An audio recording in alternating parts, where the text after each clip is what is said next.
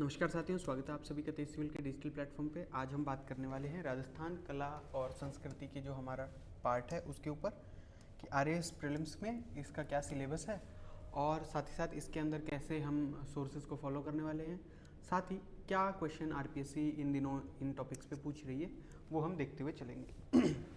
सबसे पहले हम प्रीलिम्स के पाठ्यक्रम की तरफ बढ़े। पाठ्यक्रम के अंदर हिस्ट्री का पार्ट दिया हुआ है और कल्चर का पार्ट दिया हुआ है। पहले जो आपके 4 पॉइंट से 4 बिंदु दिए हुए हैं उनमें आपका हिस्ट्री का पाठ्यक्रम है, यानी एंशंट पहले पॉइंट के अंदर। दूसरे पॉइंट के अंदर आपको जो आपके सोर्सेज हैं उनके बारे में जानकारी है। तीसरे जो पॉइंट के अंदर आपको मिडेवल जो राजस्थान है वो पूछा गया है और चौथे पॉइंट के अंदर आपसे मॉडर्न राजस्थान के बारे में पूछा गया है। इसके अतिरिक्त जो आगे जो पॉइंट दिया हुआ है 5वें पॉइंट के अंदर आपको स्थापत्य परंपरा के बारे में यानी आर्किटेक्चर के बारे में, इसके नीचे आपसे भाषा और साहित्य के बारे में, इसी के साथ सामाजिक जीवन के बारे में भी, और अंतिम जो आपका पॉइंट है वो आपके प्रमुख व्यक्तित्व के बारे में। सबसे पहले हम हिस्ट्री वाला पोर्शन देखेंगे और हिस्ट्री वाले पोर्शन के लिए हमें क्या सोर्सेज फॉलो करने हैं वो भी हम साथ के साथ ही देख लेंगे। देखिए, सबसे पहला पॉइंट आपका प्राग ऐतिहासिक स्थल पुरा पाषाण काल से लेकर ताम्र पाषाण काल और प्राचीन राजस्थान का समाज एवं संस्कृति, यानी यहाँ पे लिखा हुआ है pre historical sites of Rajasthan from palaeolithic to chalcolithic and bronze age society and culture of ancient Rajasthan. देखिए, ये वाला पार्ट आपको हम सीधा सीधा आप देखिए ये पार्ट क्या है, आपको एंशिएंट जो हिस्ट्री है उसके बारे में बता रहा है। तो एंशिएंट हिस्ट्री के लिए हम जो सोर्सेज फॉलो करेंगे वो किताबें भी मैं आपको साथ ही बता देता हूँ।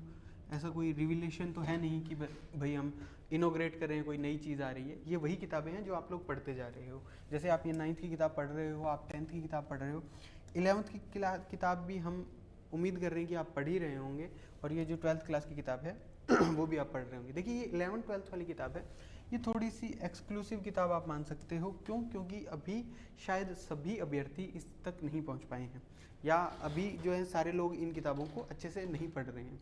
तो ये दोनों किताबें हमें बहुत ढंग से पढ़नी पड़ेगी। हमारे जो सारे सिलेबस है वो सारे पार्ट्स जो इसके हैं वो सिलेबस से कोरिलेट हो रहे हैं। इसी के साथ कुछ पार्ट्स ऐसे भी हैं जो हमें हमारी अंडरस्टैंडिंग के लिए बहुत हेल्प करने वाले हैं। जैसे आगे हम मिडेवल के अंदर एक टॉपिक पढ़ेंगे कि दिल्ली के साथ सहयोग और प्रतिरोध है ना, resistance and cooperation with the centre. तो वहाँ पे हमें इन किताब के कुछ चैप्टर बहुत ज़्यादा हेल्प करने वाले हैं, और हम ये किताबें इसीलिए पढ़ रहे हैं कि हमारा प्री प्लस मेंस की अप्रोच डेवलप हो जाए। प्रीलिम्स के क्वेश्चन तो हो ही हो, साथ ही साथ हमारी जो मेंस की अप्रोच है वो भी डेवलप हो जाए। तो ये 2 किताबें हैं, उनको हम अच्छे से इस्तेमाल करेंगे। तो पहला जो पॉइंट था आपका एंशिएंट राजस्थान वाला, इन किताबों का पहला चैप्टर आपको इसका जो दूसरा और इसका भी दूसरा है ना, और इस किताब का पहला चैप्टर जो है वो आपको पढ़ना है। साथ ही साथ हमारे पास जो हमारे डॉक्टर हुकमचंद जैन और नारायण लाल माली साहब की किताब है, इसका भी चैप्टर आपको पढ़ना पड़ेगा ताकि आपका अच्छे से कवर हो जाए चीज़ें। जैसे रेड का क्वेश्चन इस बार डिप्टी कमांडेंट के अंदर पूछा, तो रेड का क्वेश्चन आपको हुकमचंद जैन सर वाली किताब के अंदर यानी ग्रंथ अकेडमी वाली किताब के अंदर मिल जाएगा सीधा सीधा।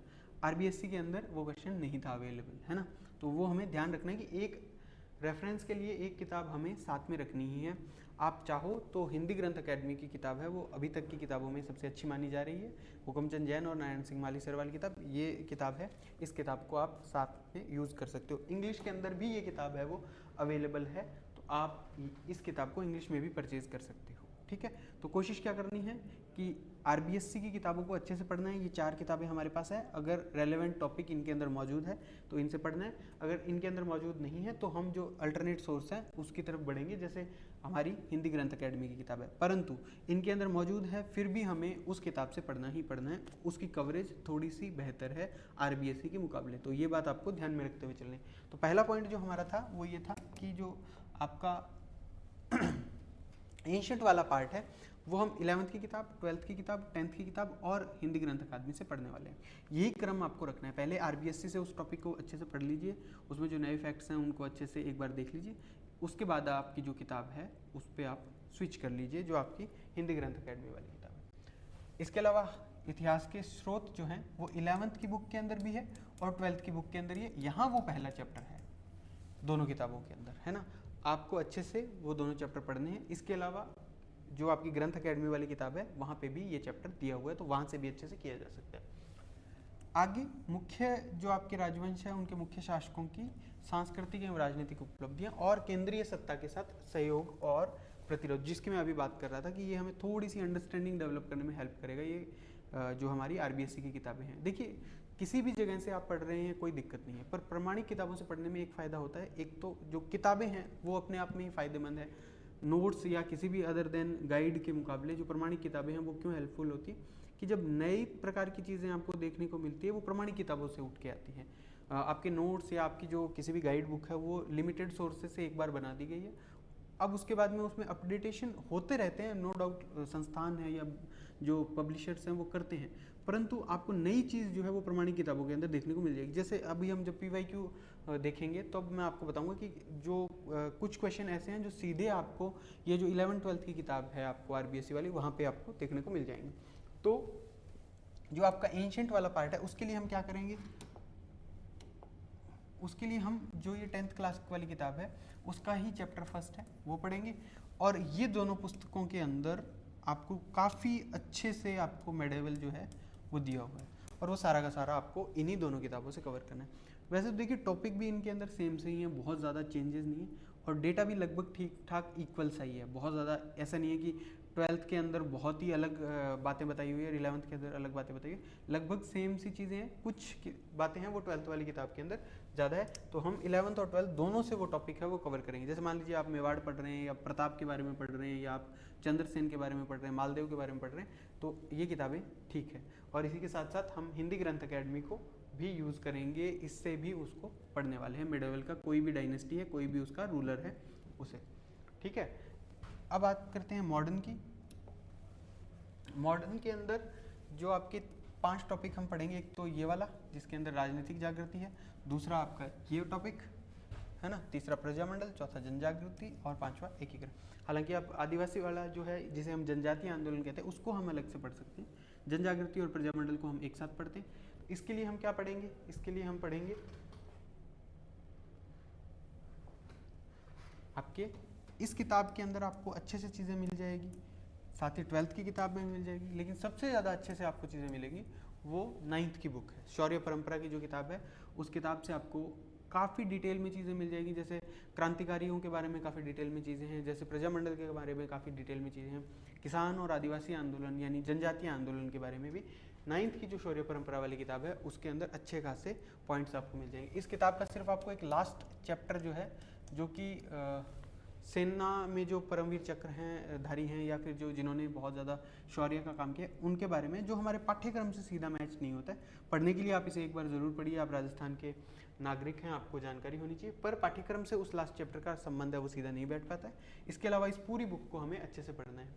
इस किताब का पहला चैप्टर आपके लिए पूरा का पूरा आपकी हिस्ट्री के लिए काम आएगा, बाकी बचे हुए जो 2 से चैप्टर लेके 10 तक चैप्टर हैं वो सारे के सारे आपको कल्चर के अंदर काम आने वाले, जब हम कल्चर के टॉपिक हैं वो देखेंगे तब, ठीक है। ग्रंथ अकेडमी की किताब आप सीधा सभी टॉपिक्स के लिए हम कंटिन्यूअसली यूज़ में लेने वाले हैं। तो ये आपका हिस्ट्री वाला पार्ट हो गया, मॉडर्न हिस्ट्री और एंशिएंट और मिडिवल, यानी तीनों पार्ट हमने पढ़ लिए। इसके बाद में अगर हम कल्चर वाले 4 पॉइंट्स देखें कि कल्चर के अंदर क्या क्या है, तो स्थापत्य परंपरा के अंदर हमें मंदिर पढ़ने हैं, टेम्पल्स, किले यानी फोर्ट्स, महल यानी पैलेसेस, स्मारक यानी मॉन्यूमेंट्स, मानव निर्मित जलाशय यानी मैन मेड बॉडीज़ या वाटर बॉडीज़, चित्रकला यानी पेंटिंग्स और हस्तशिल्प यानी हैंडीक्राफ्ट। इसके बाद में परफॉर्मिंग आर्ट है यानी फोक डांस, फोक ड्रामा, फोक म्यूज़िक है ना, क्लासिकल एंड फोक, और फोक इंस्ट्रूमेंट, ये भी हमें पढ़ना है। राजस्थानी भाषा की बोलियाँ यानी कि जो आपकी डायलेक्ट वगैरह है उसके बारे में, साहित्य का विकास एवं लोक साहित्य यानी फोक लिटरेचर एंड डेवलप, जो राजस्थानी लिटरेचर है वो सीधा। उसके बाद में धार्मिक जीवन के अंदर हमें पढ़ना है राजस्थान का धार्मिक समुदाय, saint and their particular sect, फिर उसके बाद में फोक डाइटीज यानी लोक देवता, और रिलीजियस कस्टम यानी धार्मिक प्रथाएं। इसके बाद में सामाजिक जीवन में, सोशल लाइफ में हमें फेयर वगैरह के बारे में, फेस्टिवल वगैरह के बारे में पढ़ना है। इसके बाद में जो कस्टम्स है उनके बारे में, उसके बाद में अटायर और जो आपके ऑर्नामेंट्स है उनके बारे में। लास्ट जो टॉपिक है वो आपका पर्सनैलिटी से रिलेटेड है। अब देखिए ये जो जिस ऑर्डर में हमने इसको देखा है उसी ऑर्डर में आपको लगभग ये RBSC की 10th क्लास की किताब के अंदर मिल जाएगा। इस किताब के अंदर ये आपको एज इट इज़ मिल जाएगा चैप्टर 2 से, उसी क्रम में लगभग, परंतु इसके साथ हमें कुछ और सप्लीमेंट भी ज़रूरत है। जैसे ग्रंथ अकेडमी की जो किताब है उसके अंदर से भी हमें पढ़ना चाहिए। अगर आपको लगता है कि आर्ट एंड कल्चर में आपको ग्रंथ अकेडमी की किताब हेल्पफुल नहीं लग रही है, तो यहाँ पे हम एक और पुस्तक का इस्तेमाल कर सकते हैं। देखिए, हिस्ट्री में मुझे नहीं लगता कि आपको आवश्यकता है कि आप अन्य किसी भी सोर्स के ऊपर जाएं। क्यों? क्योंकि हिस्ट्री बहुत वास्ट है, वहाँ पे स्कोप भी कम है कि हम बहुत ज़्यादा कुछ मगअप करके या फैक्ट्स रट के सवाल ठीक कर पाएँ।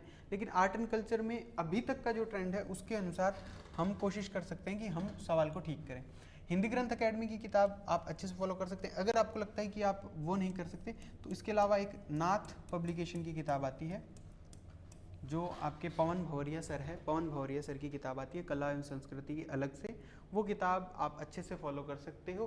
पवन भवरिया सर ने इस किताब के लेखन में भी सहयोग किया है, इस किताब के लेखन में भी सर का नाम मेंशन है। तो इनकी किताब जो आर्ट एंड कल्चर के लिए है वो काफ़ी अच्छी है। ठीक है, हिस्ट्री की भी आती है। अगर आप चाहो हिस्ट्री की फॉलो करना चाहो तो आप हिंदी ग्रंथ अकेडमी की जगह फॉलो कर सकते हो। लेकिन एक समस्या इसके साथ ये है कि ये सीधे आपको फैक्ट्स दिखेंगे। इसके अंदर जो आपको कनेक्टिंग वाली बात है या फिर मेंस के पर्सपेक्टिव वाली बात है वो थोड़ी सी कम हो जाएगी। फैक्ट्स के मामले में इसकी प्रामाणिकता लगभग ठीक है, कोई भी बहुत बड़ी गलतियाँ या फिर ऐसा नहीं है कि भाई, जैसे गाइड बुक और गाइड बुक भी तो आती हैं, अवेलेबल है मार्केट के अंदर, उन गाइड बुक के अंदर काफ़ी गलतियाँ आपको मिलती है। तो वैसा हाल इस किताब का नहीं है। प्रामाणिकता के स्तर पे अभी तक ठीक ठाक इनका रहा है कि गलतियाँ इसमें काफ़ी कम हैं, है ना। जबकि ग्रंथ अकेडमी की किताब तो निसंदेह आपको पढ़नी ही चाहिए। तो वो वाली बात क्लियर होती है कि अगर आपको लगता है कि यहाँ पे अगर आप नहीं पढ़ पा रहे हैं, सही से नहीं कवर कर पा रहे हैं, तो आप इसके लिए नाथ पब्लिकेशन की किताब को, जो गाइड बुक है, मैं आपको साफ बता देता हूँ, ये गाइड बुक है, ये प्रमाणिक किताब नहीं है, कोई ऑथेंटिक किताब नहीं है, कोई मूल किताब नहीं है, परंतु ये गाइड बुक है। पर जो इसकी कवरेज है या इसके अंदर से प्रश्न आने की संभावना है वो काफ़ी ज़्यादा रहती है। और इन्होंने खुद ने जो संदर्भ सूची दी हुई है पीछे अपनी किताब के, वो काफ़ी लंबी चौड़ी है, और वो जब आप पढ़ोगे वो वही वाली किताबें हैं जिन किताबों का हम जिक्र कर रहे हैं, है ना। तो ये चीज़ आप है वो कर सकते हो। तो आर्ट एंड कल्चर के लिए हमने आपको बता दी है चीज़ें। हिस्ट्री के लिए आप इन दो पुस्तकों के ऊपर निर्भर रह सकते हैं, इन दो पुस्तकों के ऊपर, और मॉडर्न के लिए आप इन पुस्तकों के ऊपर, और मिडेवल के लिए आपको ये पहला चैप्टर इसका पढ़ना पड़ेगा। तो यानी हिस्ट्री के लिए हमें ओवरऑल ये दो किताबें प्लस ग्रंथ अकेडमी को यूज़ करना है, प्लस आपके मॉडर्न के लिए 9th की किताब है उसको यूज़ करना है। तो ये हुई हमारे सोर्सेज की बात, और आपको इतना ही सीमित पढ़ना चाहिए। इसमें मेरा एक आपको व्यक्तिगत सुझाव ये रहेगा कि कोशिश कीजिए कि प्रामाणिक के साथ साथ लिमिटेड भी रखिए चीज़ों को। प्रामाणिक के नाम पे आप बहुत सारी किताबें हिंदी ग्रंथ अकादमी की उठा लाएंगे, जयसिंह नीरज जी की, या फिर राघवेंद्र मनोहर सर की, या फिर आप जैसे प्रेमचंद गोस्वामी जी की, डॉक्टर गोपीनाथ शर्मा जी की, जैसे ये किताबें मेरे पास अभी यहाँ सामने अवेलेबल हैं, ये सारी किताबें आप उठा लाएंगे, है ना। जयसिंह नीरज जी की उठा लाएंगे आप, राघवेंद्र मनोहर सर की उठा लाएंगे, प्रेमचंद गोस्वामी जी की उठा लाएंगे, ओम प्रकाश जी शाश्वत जी की उठा लाएंगे, विनीता पढ़ियार मैम की उठा लाएंगे। ये वो किताबें जो मेरे सामने पड़ी हैं, जो मैं अभी वीडियो बनाने से पहले देख रहा था। जैसे डॉक्टर पेमाराम सर की है भक्ति आंदोलन, ये सब आप ला सकते हैं, पर क्या हम इन्हें पढ़ के रिवाइज या रिटेन कर पाएंगे, वो एक बड़ा हमारे लिए चैलेंज रहने वाला है। तो कोशिश कीजिए सीमित रखिए इन चीज़ों को। प्रामाणिक के साथ साथ सीमित पढ़ना भी आवश्यक है। अगर हम सीमित पढ़ के 10 में से 7-8 का कवरेज ले पा रहे हैं, 7 का भी ले पा रहे हैं, तो अब जिस प्रकार के प्रश्न आरपीएससी पूछ रहे हैं उसमें वो बहुत अच्छा स्कोर माना जाएगा। ठीक है, तो इस चीज़ को ध्यान में रखते हुए हम आगे बढ़ रहे हैं। थोड़े से पीवाईक्यू देख लेते हैं। पीवाईक्यू टाइम, पुराने प्रश्नों का महत्व है वो आप सब लोग जानते हैं, बहुत ज़्यादा है। हमें पता चलती है कि कौन सी थीम है जिसके ऊपर बार बार बात की जा रही है, कौन सी थीम है जो रिपीट बिल्कुल भी नहीं हो रही है, कौन सा क्या पीवाईक्यू डायरेक्ट आरपीएससी अपने पुराने पीवाईक्यू से उठा के बना रही है। जैसे मतलब इस पेपर में जो क्वेश्चन आ रहा है क्या वो पुराने पीवाईक्यू से आ रहा है, तो ऐसी चीज़ें भी हमें पता चलती है। ये हमारे चीज़ों को एनालाइज करने का तरीका है। किसी क्वेश्चन के बारे में वो किस पार्ट से आया है, किस टॉपिक से आया है, उसका सोर्स क्या रहा है, वो क्वेश्चन किस टाइप का है, स्टेटमेंट है, वन लाइनर है, एबीसी मैच है, क्या उसके अंदर कोई कॉन्सेप्ट भी अप्लाई हो रहा है, क्या उसकी डिफ़िकल्टी लेवल क्या है, मॉडरेट है क्या फिर ईजी है। आगे बढ़े। अब आपके सामने एक स्लाइड दिख रही है। इस स्लाइड के अंदर हमने क्या किया है, आपको ये बात बताई है कि ये क्वेश्चन जो हैं किससे कितने आ रहे हैं। मैं आपको शायद नहीं दिख रहा हूँ, पर आपको स्लाइड पूरी की पूरी अच्छे से दिख रही होगी। पहला जो पार्ट है वो आपको आधुनिक राजस्थान का दिख रहा है। इस आधुनिक राजस्थान के पार्ट में आपको 4, 6 और 5 का अनुपात है, या जो रेशियो वो दिख रहा है, यानी औसतन 5 प्रश्न जो हैं वो आपके आ रहे हैं। अगर किसी पार्ट से औसतन 5 प्रश्न आ रहे हैं तो उस पार्ट को हमें अच्छे से करना है। यानी यहाँ पे साफ साफ आपको समझ आ रहा है कि अगर आप 5 टॉपिक पढ़ लेते हैं, जो कि हमने अभी देखी, 5 टॉपिक पढ़ने पे आपके 5 क्वेश्चन सही हो सकते हैं। तो इन 5 टॉपिक्स को हमें थोड़ा डिटेल में और थोड़ा अच्छे से पढ़ना चाहिए। फ़ायदा क्या है? फ़ायदा ये है कि अगर हम 5 टॉपिक को अच्छे से कर लेते हैं तो हमारे 5 से 6 क्वेश्चन जो हैं वो सही होने के चांसेस है वो बन जाएंगे। तो ये जो आपको स्लाइड जो दिख रही है इसके अंदर यही आपको क्लियर किया गया है कि किस टॉपिक की क्या महत्ता है, क्या उसकी भूमिका रहने वाली है।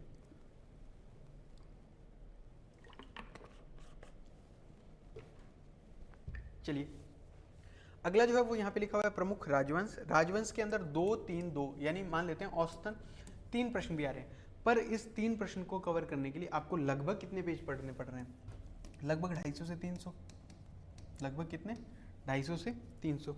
तो 250 से 300 पेज पढ़ के अगर हम 2 से 3 क्वेश्चन डील करने के कैपेबिलिटी डेवलप कर रहे हैं तो ये तो बहुत ज़्यादा अच्छी चीज़ नहीं है। इसके लिए हम क्या कर सकते हैं? हम इस टॉपिक के लिए मैटर को कंसाइज कर सकते हैं। कंसाइज कैसे कर सकते हैं? जैसे हम सिर्फ आरबीएससी पढ़ लें, हम सिर्फ आरबीएससी पढ़ लें, उस आरबीएससी पढ़ने के बाद में हमें अगर लगता है तो हम पीवाईक्यू लगा लेते हैं, थोड़े बहुत एमसीक्यू लगा लेते हैं, किसी संस्थान की कोई टेस्ट सीरीज लगा लेते हैं, है ना। तो वहाँ पे हमें फ़ायदा हो जाएगा कि अगर हम आरबीएससी पढ़ लेते हैं किसी एक लिमिटेड पार्ट के लिए, जैसे राजा महाराजा बहुत बड़ा पार्ट है, तो उसके लिए हम क्या कर सकते हैं? कंसाइज जो चीज़ें हैं उनको भी फॉलो कर सकते हैं। इसके अतिरिक्त अगला जो पार्ट है वो आपका है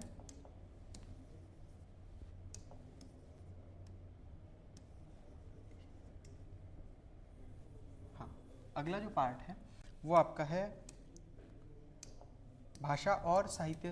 3, 3, 2 यानी औसतन यहाँ से भी 3 प्रश्न आ रहे हैं, पर भाषा और साहित्य के लिए आपको पढ़ने कितने पेज हैं?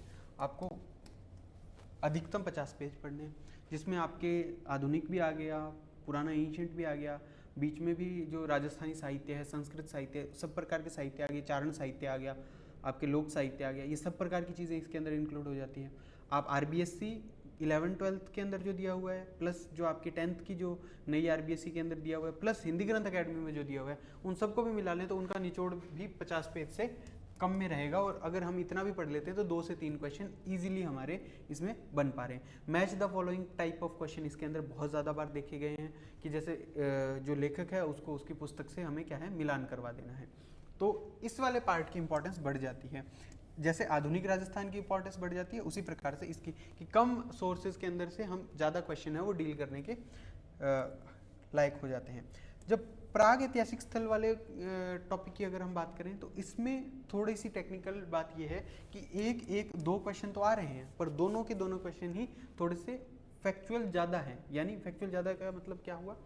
आपको वो फैक्ट्स या तो रिकॉल नहीं है उस समय, या आपने वो फैक्ट्स उस समय पढ़े नहीं हैं। जैसे टी.एच. हेंडले ने किसे बौद्ध कस्बा कहा, अब हो सकता है आपने ये चीज़ पढ़ी हो, पर वहाँ पे एग्ज़ाम हॉल की परिस्थितियों में इस चीज़ को याद कर पाना थोड़ा सा मुश्किल है। या फिर ओझियाना के लिए कौन कौन से उत्खनन करता है वो गए थे, अब एक आध नाम वो ऐसा दे देगा जो आपके लिए कंफ्यूजिंग हो जाएगा। निसंदेह आपने पढ़े होंगे, परंतु वहाँ पे थोड़ा सा आपको फैक्चुअल अप्रोच जो है आपकी बढ़ानी पड़ेगी, यानी आपको फैक्चुअली साउंड होके वहाँ पे जाना पड़ेगा। अगर आप प्राग ऐतिहासिक वाली चीज़ें पढ़ रहे हैं तो आपको कोशिश करनी है कि आप इसको थोड़ा सा क्या करें, डिटेल के अंदर पढ़ें, डिटेल्ड वे में पढ़ें, ताकि यहाँ से आपका क्वेश्चन गलत ना हो। इसके लिए अगर हम एक आध सोर्सेज और भी हमें यूज़ में लेना पड़े तो हम ले लेंगे।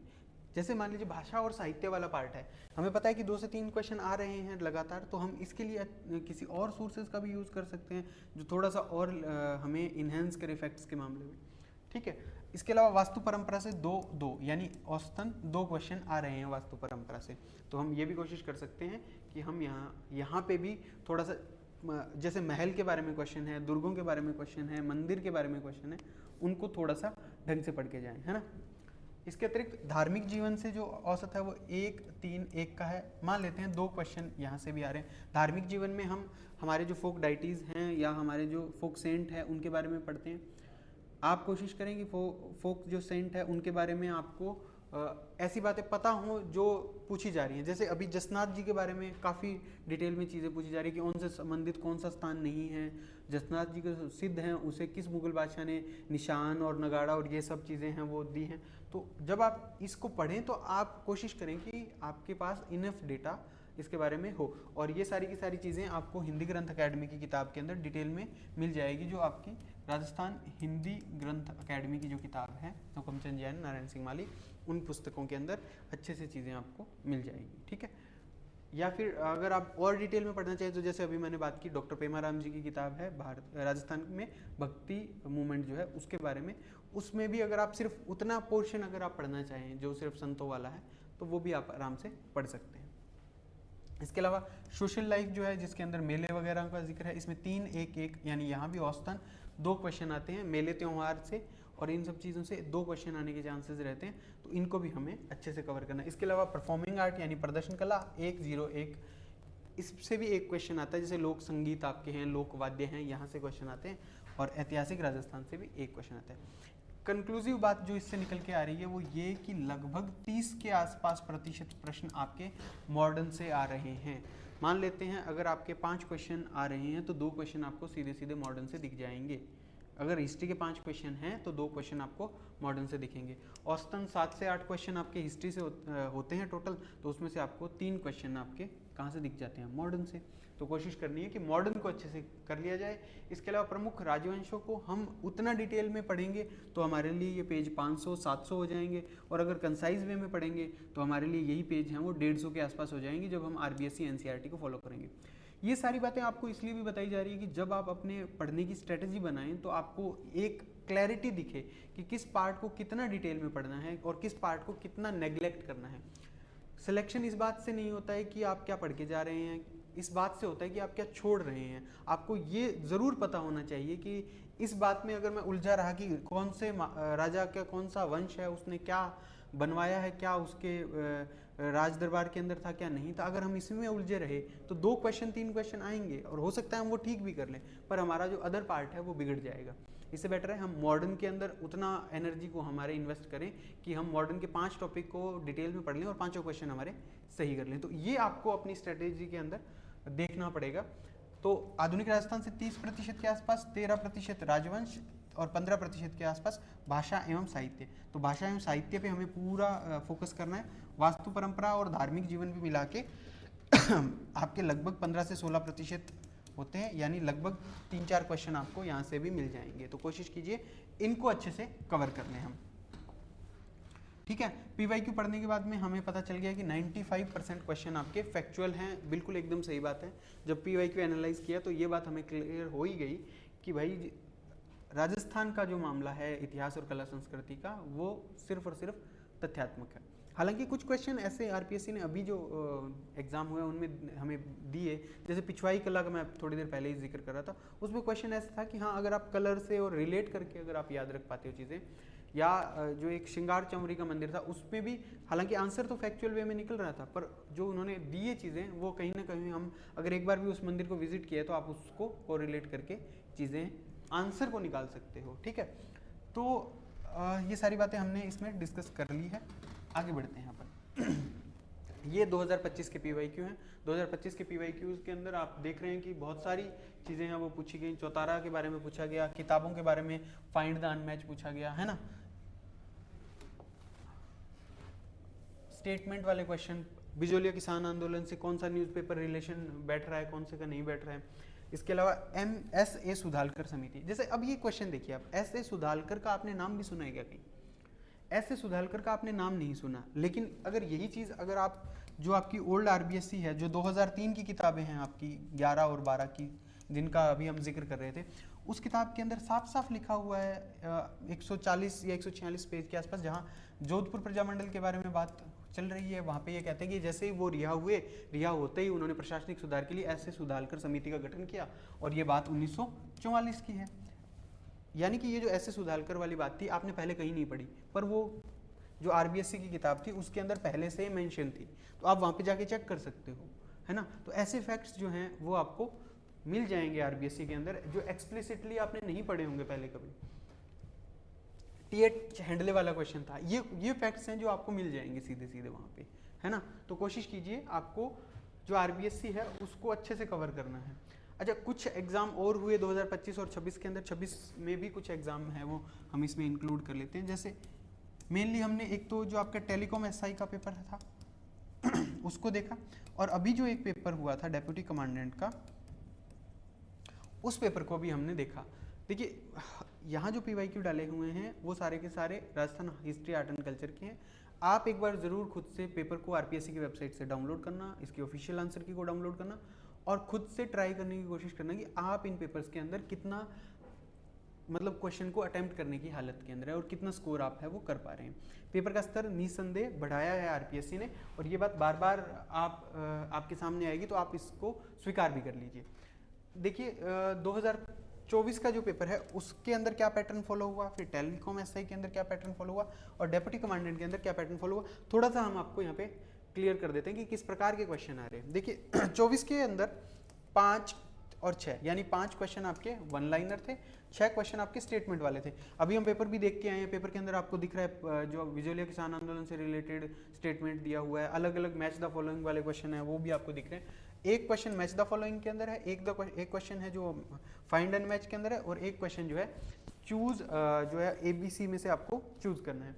यही चीज़ अगर हम टेलीकॉम एसआई के अंदर जाएं, जहाँ पे 10 क्वेश्चन के अंदर, यहाँ पे टोटल 14 क्वेश्चन थे, और यहाँ पे अगर 10 क्वेश्चन में जाए तो 6 आपको वन लाइनर दिख रहे हैं। वन लाइनर का मतलब है आपसे सीधा सीधा फैक्ट पूछा गया है, जबकि जब आपका स्टेटमेंट वाला हो या मैच द फॉलोइंग हो या फाइंड एंड मैच हो या फिर एबीसी चूज करने वाला हो, उसके अंतर्गत आपको स्कोप रहता है कि आप अगर 2 या 3 चीज़ें भी अगर आप पकड़ पा रहे हैं या तो भी आप इस क्वेश्चन को कर सकते हैं। तो एक एक क्वेश्चन हर टाइप का दिखा आपको। पर यहाँ पे भी अगर देखें हम 21 में से 14 क्वेश्चन आपको सीधे सीधे कैसे मिले, वन लाइनर मिले। 3 क्वेश्चन आपको कैसे मिले, स्टेटमेंट वाले। एक क्वेश्चन आपको कैसा मिला, मैच द फॉलोइंग वाला। पर 3 क्वेश्चन आपको कैसे मिले, एबीसी चूज के। कंक्लूसिव बात इसके अंदर क्या है, कंक्लूसिव बात यह है कि 10 में से 7 क्वेश्चन आपको वन लाइनर मिल रहे हैं, यानी और फैक्चुअल अप्रोच, ज़्यादा फैक्चुअल बात, सीधी सीधी आपसे फैक्ट पूछे जा रहे हैं।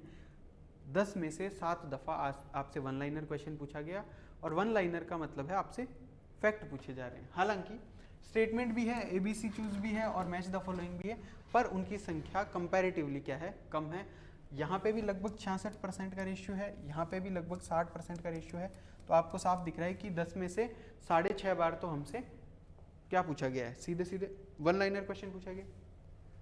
अब इसी वन लाइनर के अंदर आप क्या फैक्चुअल क्वेश्चन है या फैक्ट प्लस कॉन्सेप्ट है या कॉन्सेप्चुअल। कॉन्सेप्चुअल क्वेश्चन तो राजस्थान के इतिहास में बहुत कम स्कोप है कि बन पाए, लेकिन जो फैक्चुअल है उसका आप देख सकते हैं कि फैक्चुअल क्वेश्चन टेलीकॉम एसआई के अंदर भी काफ़ी थे, आरएएस के अंदर भी काफ़ी हैं, लेकिन जो आपका डेप्यूटी कमांडेंट वाला पेपर है, इस डेप्यूटी कमांडेंट वाले पेपर के अंदर काफ़ी क्वेश्चन फैक्चुअल पूछे गए हैं।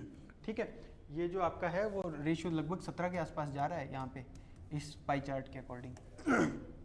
17 के आसपास आपसे फैक्चुअल क्वेश्चन पूछेंगे। लेकिन यही बात अगर हम यहाँ देखें तो फैक्ट प्लस कॉन्सेप्ट वाले भी क्वेश्चन कुछ कुछ ऐसे थे जो हमसे पूछे गए कि हमें फैक्ट्स भी पता हो और उससे रिलेटेड कुछ कॉन्सेप्ट भी हमें पता हो। तो अभी जो हमें एक बात पता चल रही है वो ये चल रही है कि लगभग 7 क्वेश्चन, वही 7 से 7.5 क्वेश्चन फैक्चुअल है। सबसे मेन बात जो इसे निकल के आई है कि आपको फैक्ट्स हैं वो अच्छे से रिवाइज करने पड़ेंगे, बार बार रिवाइज करने पड़ेंगे, ताकि आपका आंसर टिक हो जाए जब भी आपके सामने ऐसे क्वेश्चन है। डिफिकल्टी लेवल पे बात कर लेते हैं। डिफिकल्टी लेवल में जब हम आरएएस के 15 क्वेश्चन की बात करते हैं, 14 या 15 क्वेश्चन की, तब 4 क्वेश्चन ईजी हैं, 5 क्वेश्चन मॉडरेट हैं और 6 क्वेश्चन आपके डिफिकल्ट हैं। यही बात जब हम आपके टेलीकॉम एसआई वाले पेपर में देखें तो 4 ईजी, 3 मॉडरेट और 3 हार्ड। यहाँ पे जो है आप ये देख रहे हैं कि लगभग 9/15 क्वेश्चन जो आपके हैं वो कैसे हैं, 9/15 क्वेश्चन आपके हैं इजी टू मॉडरेट। यहाँ पे भी आपके 7/10 यानी 70% आपके इजी टू मॉडरेट है, और यहाँ पे भी लगभग ये जो क्राइटेरिया है वो 12/21 का है। पर यहाँ पे जो डिफ़िकल्ट क्वेश्चन है उनका नंबर ज़्यादा है, 9 क्वेश्चन डिफ़िकल्ट है। यानी कंक्लूसिव बात वापस से क्या निकल के आई, 60% पेपर हमारा इजी टू मॉडरेट है, 60% पेपर ऐसा है जो विगत पेपर 3 हुए हैं उन्हीं की बात करें, 60% पेपर आपका ऐसे है जो डुएबल है, जिसको किया जा सकता है अगर आप थोड़ी भी मेहनत करके जा रहे हैं। तो 60% जो क्वेश्चन हैं आपके सीधे सीधे हो रहे हैं। पर कुछ डिफ़िकल्ट क्वेश्चन भी तो हम कर सकते हैं, 40% है उनका मतलब वेटेज है वो 40% हो रखा है कि 10 में से 4 क्वेश्चन ऐसे आ रहे हैं जो हमें नहीं आ रहे। वो क्वेश्चन कैसे होते हैं कि गांधी जी की जो नमक यात्रा है उसके अंदर कौन सा वाद्य यंत्र इस्तेमाल किया गया, या ये जो हाई रखनी भील समाज का एक विवाह है उसके बारे में पूछा गया, या फिर दुकाको के बारे में एक क्वेश्चन था कि बहुत ही उसके डिटेल में स्टेटमेंट दिए हुए थे, या फिर लंगा जो राग है उसके अंदर। ये सब चीज़ें याद रखना कंपैरेटिवली मुश्किल है, तो ये वैसे क्वेश्चन थे, है ना। तो कोशिश क्या करनी है हमें, कोशिश ये करनी है कि हमें लिमिटेड सोर्स रखने और उस लिमिटेड सोर्स को बार बार है वो रिवाइज करना है। ये आपके टेलीकॉम एसआई के क्वेश्चन होंगे बिल्कुल। जैसे अब ये क्वेश्चन आप इजीली कर सकते हैं, है ना, पर ये क्वेश्चन अलल पंख वाला हो सकता है, आपने ना पढ़ा हो, नहीं पढ़ा है तो आप रिकॉल नहीं कर पाएंगे। कौन सा दरबार के अंदर नहीं है, ये आप कर सकते हैं, ये बहुत इजी क्वेश्चन था, ये भी आप कर सकते हैं, है ना। ये वो क्वेश्चन है जो आप कर सकते हैं, लेकिन जैसे अब इसको क्रोनोलॉजिकल ऑर्डर में जचाना है तो आपके लिए थोड़ा मुश्किल हो जाएगा। जसनाथ जी के बारे में मैंने अभी आपको जिक्र किया इस क्वेश्चन का कि कौन सा एरिया या कौन सा क्षेत्र उनसे है वो संबंधित नहीं है, तो आप 2 तो एलिमिनेट कर दोगे, कतरिया सर, गोरखमालिया। भागथली और पोलावास के अंदर आपका कन्फ्यूजन है वो बना रहेगा जब तक कि आप एग्जाम सेंटर से बाहर नहीं आ जाते हो तब तक, ठीक है। और पछेवड़ा हम ठीक है कर सकते हैं, कोई दिक्कत नहीं है।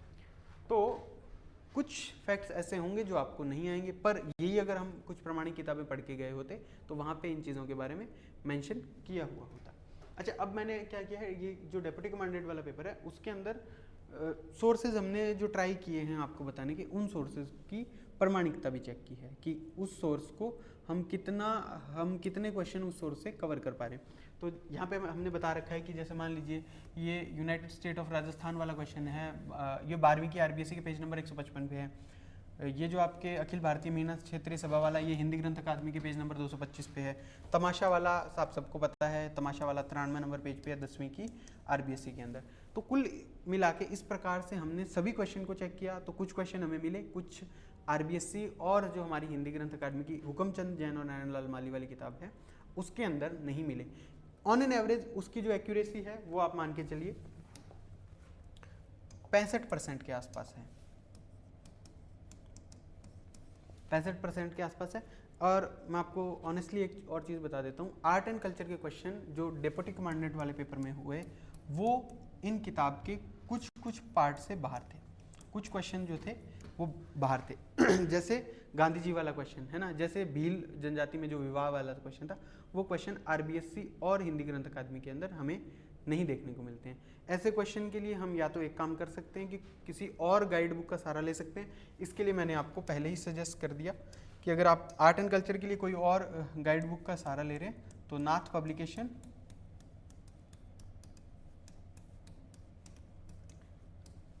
पवन भावरिया सर की किताब जो है पवन भावरिया सर की किताब है, उसका इस्तेमाल आप कर सकते हो। प्रमाणिकता के स्तर पे ये किताब अभी भी और बाकी गाइड के मुकाबले ज़्यादा है, ठीक है। और बाकी हम आपको और क्वेश्चन भी मैं आपको दिखा देता हूँ, जैसे कि अब आपको ये क्वेश्चन जो है यहाँ, इस क्वेश्चन पे एक बार आप आइए, देखिए पृथ्वीराज चौहान के दरबार में शास्त्रार्थ और वाद विवाद के आयोजन के लिए कौन सा मंत्री था।